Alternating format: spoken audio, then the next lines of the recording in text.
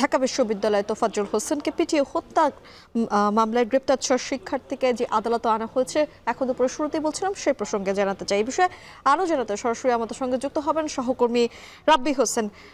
রাব্বি, আপনার কাছে জানতে চাই, আদালতের বিচারিক কার্যক্রম শুরু কখন নাগাদ হতে পারে বা বিচার কার্যক্রম সম্পর্কে বিস্তারিত একটু আমাদেরকে বলবেন।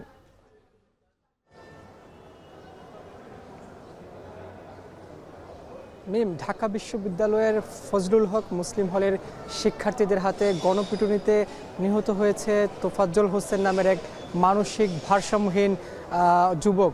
সেই ঘটনায় ঢাকা বিশ্ববিদ্যালয়ের প্রশাসন শাহবাগ থানায় মামলা দায়ের করেছে। সেই মামলার পরিপ্রেক্ষিতে এই ঘটনার সঙ্গে যারা যুক্ত ছিলেন, অভিযুক্ত ছিলেন, তাদের মধ্য থেকে 6 জনকে গ্রেফতার করা হয়েছিল গতকালকে।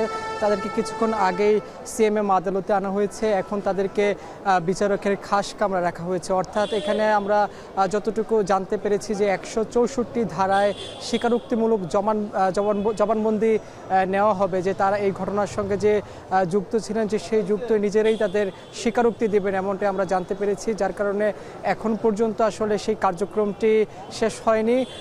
আমরা শেষ হলে আরও বিস্তারিত জানতে পারবো যে তারা বিচারকের কাছে আসলে কি বলেছেন।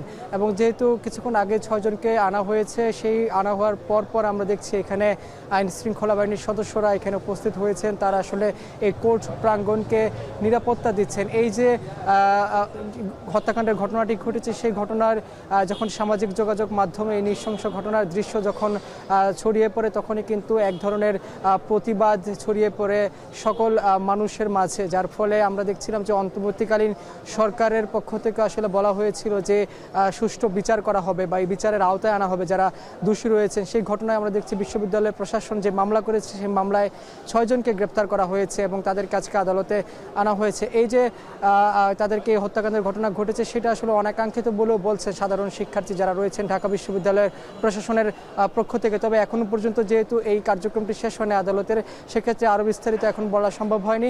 তবে আরও কিছুক্ষণ মধ্যে আমরা আসলে বলতে পারবো যে আদালতে তারা বিচারকের কাছে 164 ধারায় যে স্বীকারোক্তিমূলক জবানবন্দি, সেটি আসলে কি দিয়েছেন বা কি বলেছেন সেই বিষয়টি আরও বিস্তারিত জানা যাবে। এই ছিল আমার কাছে সিএমএম আদালত থেকে সবশেষ খবর।